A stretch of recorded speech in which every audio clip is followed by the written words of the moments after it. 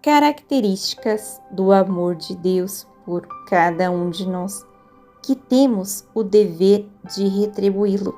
Naquele momento histórico, a lei do divórcio não foi aprovada, 11 de janeiro de 1902. Esta manhã, tendo recebido a Santa Comunhão, por um breve momento vi meu adorável Jesus, e assim que o vi, disse-lhe: meu doce bem, diz-me, continuas a querer-me bem? E ele: sim, mas sou amante e zeloso e amante. Aliás, digo-te que o amor, para ser perfeito, deve ser tríplice, e em mim existem estas tríplices condições de amor. Primeiro, amo-te como Criador, como Redentor e como amante. Segundo, amo-te na minha onipotência, porque, criando tudo por amor a ti, sirve-me disso para criar-te, de modo que o ar, a água, o fogo e tudo mais te dizem que te amo, e que por amor a ti o fiz. Amo-te como minha imagem e amo-te distintamente em atenção a ti. Terceiro, amo-te desde a eternidade, amo-te no tempo, amo-te por toda a eternidade, e isso não é senão um sopro do meu amor que saiu de mim. Imagina tu o que será aquele amor que guardo em mim mesmo.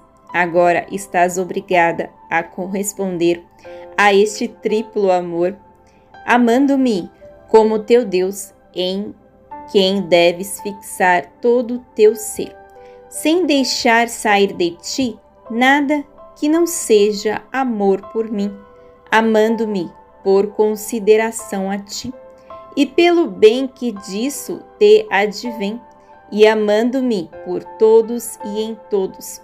Depois disso, ele me transportou para fora de mim mesma, e encontrando-me no meio de muitas pessoas que diziam: se essa lei for confirmada, pobre mulher, tudo irá mal para ela. E todos esperavam ansiosamente para ouvir o pró e o contra. Via-se em outro local apartado muitas pessoas discutindo entre si. Um deles tomou a palavra e pediu silêncio a todos, e após muito esforço saiu à porta e disse: certamente sim, a favor da mulher. Ao dizer isso, todos que estavam do lado de fora fizeram festa, e os que estavam dentro ficaram confusos, tanto que não tiveram coragem sequer de sair. Creio que seja esta a tal lei do divórcio de que falam, e eu compreendia que não a confirmarão. Luísa se oferece à justiça divina para impedir a lei do divórcio, 12 de janeiro de 1902. As contradições são pérolas para o céu. Parece que meu adorável Jesus continua a vir um pouco, aliás, esta manhã, transportando-me para fora de mim mesma. Ele me fez ver os graves males da sociedade e suas grandes amarguras, derramando abundantemente em mim parte do que o amargurava. Depois disse-me: minha filha, vê até onde chegou a cegueira dos homens, ao ponto de quererem formular leis iníquas e contrárias a si mesmo e ao seu bem-estar social. Minha filha, por isso chamo-te novamente aos sofrimentos, para que, oferecendo-te comigo a justiça divina, aqueles que devem combater esta lei do divórcio obtenham luz e graça eficazes para triunfarem vitoriosos. Minha filha, eu tolero que façam guerras, revoluções, que o sangue dos novos mártires inunde o mundo. Isso é uma honra para mim e para minha igreja, mas esta lei brutal é uma afronta à igreja e para mim, abominável e intolerável. Ora, enquanto dizia isso, vi um homem que combatia contra essa lei, cansado e esgotado de forças, em ato de querer se retirar da empreitada. Então, junto com o Senhor, o encorajamos e ele respondeu: Vejo-me quase sozinho a combater e impossibilitado de alcançar o intento. E eu lhe disse: Coragem, pois as contradições são tantas pérolas, das quais o Senhor se servirá para te adornar no céu. E ele tomou alento e prosseguiu na empreitada. Depois vi outro homem, totalmente aflito e pensativo, sem saber como decidir. E alguns lhe diziam: Sabes o que deves fazer? Sai de Roma. E ele: Não posso. É uma palavra dada a meu pai. Darei a minha vida, mas sair jamais. Depois nos retiramos. Jesus desapareceu e eu me encontrei em mim mesma. Digno de Jesus é aquele que se esvazia de si mesmo e se preenche dele. 14 de janeiro de 1902. Deus exalta a alma, permitindo que ela o ame com seu próprio amor. Oração de Jesus. Estando no meu estado habitual, veio meu adorável Jesus e disse-me: Filha minha, não pode ser verdadeiramente digno de mim, senão aquele que se esvaziou completamente de si mesmo e se preencheu totalmente de mim, de modo a fazer de si mesmo um objeto inteiramente de amor divino, tanto que o meu amor deve chegar a formar sua vida e a amar-me, não com o seu amor, mas com o meu amor. Depois acrescentou: Que significam aquelas palavras? Derrubou do trono os poderosos e exaltou os humildes. Significam que a alma, destruindo-se totalmente a si mesma, preenche-se inteiramente de Deus e, amando com o próprio Deus, este exalta a alma ao amor eterno. E esta é a verdadeira e a maior exaltação, que ao mesmo tempo a verdadeira humildade. Depois repetiu: o verdadeiro sinal para reconhecer se possui esse amor é que a alma não se ocupa com nada, além de amar a Deus, fazê-lo conhecido e levar a todos a amá-lo. Então, recolhendo-se em meu interior, ouvi que rezava dizendo: Sempre santa, indivisível Trindade, adoro-vos profundamente, amo-vos intensamente, agradeço-vos perpetuamente por todos e no corações de todos. E assim se passou, sentindo quase sempre, rezando dentro de mim e eu junto com ele. A febre do amor ainda não atingiu em Luísa a intensidade necessária para dissolvê-la do corpo e levá-la ao céu. 25 de janeiro de 1902.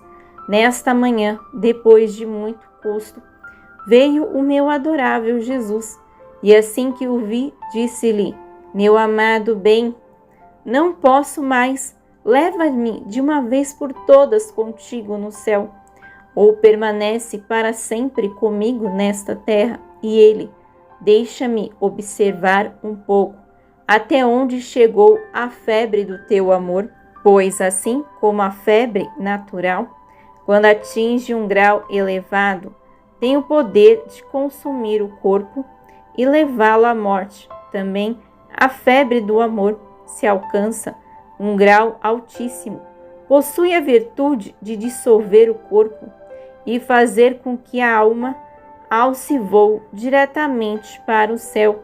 Enquanto dizia isso, tomou o meu coração entre suas mãos, como se fosse examiná-lo, e continuou: minha filha, a força da febre do amor ainda não chegou ao ponto. É necessário mais um pouco. Depois fez o gesto de querer derramar suas amarguras, mas eu nada lhe disse. E ele, quase repreendendo-me docemente, acrescentou: não sabes que o teu dever, ao me veres, é primeiro observar se há algo em mim que me aflige e amargura, e suplicar-me que derrame isso sobre ti? Este é o verdadeiro amor.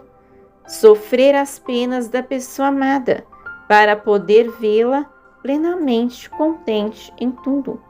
Eu, envergonhada, disse: Senhor, derrama. E ele derramou, depois desapareceu. A Mamãe Celeste está inteiramente absorvida pela Santíssima Trindade, e ela absorve em si as três divinas pessoas. Assim, participa do amor de Deus pelos homens em seu ofício de intercessora. 26 de janeiro de 1902.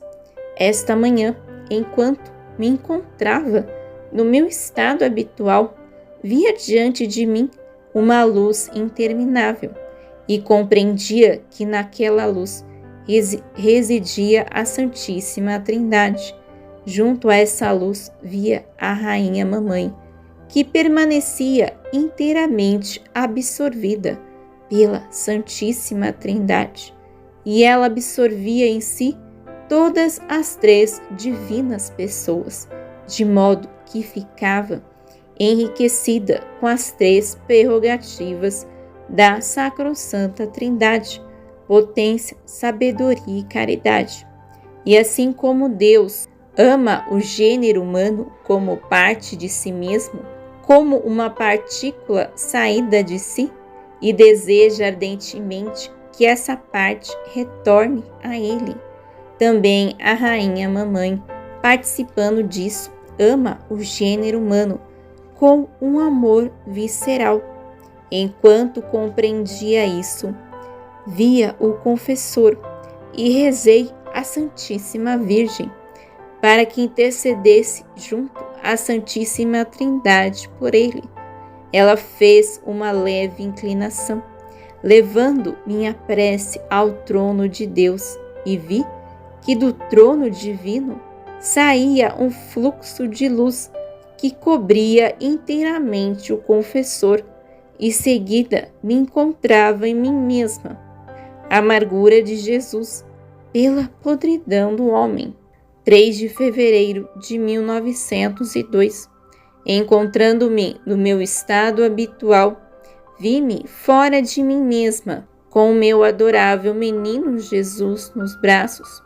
Primeiro, ele derramou um pouco daquilo que o amargurava e depois fez menção de querer ir embora. Eu, estreitando nos braços, disse-lhe: meu querido e vida da minha vida, que fazes? Queres ir embora? E eu como farei? Não vês que estar sem ti é para mim uma morte contínua? Além disso, o teu coração, que é a própria vontade, não terá coragem de fazê-lo, e eu jamais te deixarei partir. E estreitando fortemente, como se meus braços tivessem se tornado correntes, ele, sem conseguir se desvencilhar, permaneceu comigo em silêncio. Eu, vendo os males da sociedade piorarem ainda mais, disse-lhe: meu doce bem, diz-me o que será desse divórcio de que falam? Chegarão a aprovar essa lei ímpia ou não? E ele me disse: minha filha, o interior do homem contém um tumor canceroso, cheio de podridão, como se estivesse prestes a supurar, e não podendo mais contê-lo dentro de si, querem abrir esse tumor, não para curá-lo, mas para fazer com que, ao extravasar parte dessa podridão, ela contamine e corrompa toda a sociedade. Porém, o sol divino, quase nadando no meio da sociedade, clama continuamente: ó homem, não te recordas da fonte de pureza, da qual saíste, e da aurora de luz que iluminava o teu caminho? Como pudestes não apenas te contaminar, mas também querer agir contra a própria natureza, quase desejando dar outra forma à natureza que te dei, diferente daquela por mim estabelecida? Depois ele disse muitas outras coisas que não sei repetir, e falava com tanta amargura que, não suportando vê-lo naquele estado, eu disse: Senhor, retiremo-nos. Não vês como os homens te amarguram e quase não te deixam em paz? Assim, nos retiramos para o leito e, querendo consolar, meu bom Jesus disse-lhe: se tanto te aflige o que os homens fazem, ofereço-te minha vida para padecer qualquer pena, a fim de que isso não aconteça, e de algum modo, para impedir a aprovação dessa lei, uno-a ao teu sacrifício, para poder obter com segurança um decreto de graça. Enquanto eu dizia isso, parecia que o Senhor escrevia a minha oferta para apresentá-la à justiça divina. Ele desapareceu e eu me encontrei em mim mesma. Parece que os homens, a qualquer custo, querem confirmar que pelo menos algum artigo dessa lei, não podendo confirmá-la inteiramente, como eles gostariam e desejam. A paixão de Jesus tem um duplo propósito em relação a Deus e em relação às criaturas. Quem participa ativamente de suas penas assemelha-se à sua humanidade e torna-se partícipe de seus propósitos, de seus frutos e de sua glória. 8 de fevereiro de 1902. Esta manhã, ao vir meu adorável Jesus, fez-me participar de parte de sua paixão. Então, enquanto me encontrava sofrendo, o Senhor, para me confortar, disse: minha filha, o primeiro significado da paixão contém glória, louvor, honra, ação de graças e reparação à divindade. O segundo significado é a salvação das almas e todas as graças necessárias para alcançar esse mesmo fim. Assim, a vida de quem participa dos sofrimentos da minha paixão contém em si esses mesmos significados. Não apenas isso, mas também toma a mesma forma da minha humanidade. E como essa humanidade está unida à divindade, a alma que participa dos meus sofrimentos está em contato com a divindade e pode obter o que quiser. Aliás, suas penas são como chaves que abrem os tesouros divinos. Isso ocorre enquanto vive aqui na terra e depois no além, no céu. Está-lhe reservada uma glória distinta que lhe será concedida por minha humanidade e divindade, de modo que se assemelhe à minha própria luz e glória. Além disso, haverá uma glória ainda mais especial para toda a corte celeste, que será concedida por meio dessa alma, em virtude do que eu lhe comuniquei, pois quanto mais as almas tiverem se assemelhado a mim nos sofrimentos, tanto mais luz e glória emanarão do interior da divindade, e assim toda a corte celeste participará dessa glória. Bendito seja sempre o Senhor, e que tudo seja para sua glória e honra. Luísa obtém como vítima que o Senhor impeça a aprovação da lei do divórcio. 9 de fevereiro de 1902. Esta manhã, meu docíssimo Jesus, ao vir, fez-me participar em abundância de suas dores, tanto que me sentia como se devesse morrer.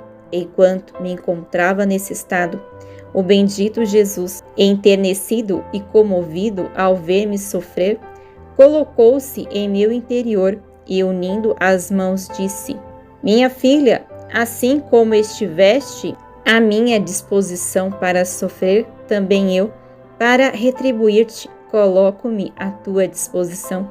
Diz-me o que desejas que eu faça, pois estou pronto para realizar aquilo que quiseres. Então eu, recordando-me de quanto lhe desagradaria se os homens confirmassem a lei do divórcio e dos males que daí adviriam para a sociedade, disse-lhe: Meu doce bem, já que te dignas colocar-te à minha disposição, quero que com a tua onipotência operes um prodígio, de modo que, acorrentando a vontade das criaturas, elas não possam confirmar esta lei. E o Senhor parecia aceitar minha proposta, dizendo-me: Quase todas as almas vítimas que estiveram na terra e que agora se encontram no céu possuem alguma estrela fulgidíssima em sua coroa, que as distingue claramente no lugar que ocupam. Essas estrelas não são outra coisa senão a grande glória que deram a Deus e, ao mesmo tempo, o grande bem que proporcionaram à humanidade graças à sua mediação. Tu desejas que eu opere um prodígio para evitar que este divórcio seja confirmado, pois de outro modo isso não poderia ser impedido. Pois bem, por amor a ti, realizarei este prodígio, e esta será a estrela mais fulgente que brilhará em tua coroa. O fato de teres impedido, com os teus sofrimentos, que nestes tempos tristes a minha justiça permitisse também este mal que eles mesmos quiseram, além das tantas maldades que cometem, pode-se dar maior glória a Deus e maior bem aos homens do que isto. Buscar Jesus é dispor-se à boa morte, que é a união definitiva com Ele. Viver em sua humanidade e de suas obras é produzir muitas flores e frutos para Deus e para a alma. 17 de fevereiro de 1902. Esta manhã, após ter esperado por muito tempo, finalmente encontrei meu docíssimo Jesus e, queixando-me a ele, disse: Meu dileto bem, como me fazes esperar tanto? Talvez não saibas que sem ti não posso viver e minha alma experimenta uma morte contínua. E ele, minha dileta, toda vez que me buscas, dispõe-te a morrer, porque na realidade o que é a morte, senão a união estável e permanente comigo? Tal foi a minha vida, um contínuo morrer por amor a ti, e essa contínua morte foi a preparação para o grande sacrifício de morrer na cruz por ti. Sabe que quem vive na minha humanidade e se alimenta das obras da minha humanidade faz de si uma grande árvore cheia de flores e frutos abundantes que formam o alimento de Deus e da alma. Ao contrário, as obras de quem vive fora da minha humanidade são odiosas a Deus e infrutíferas para si mesmo.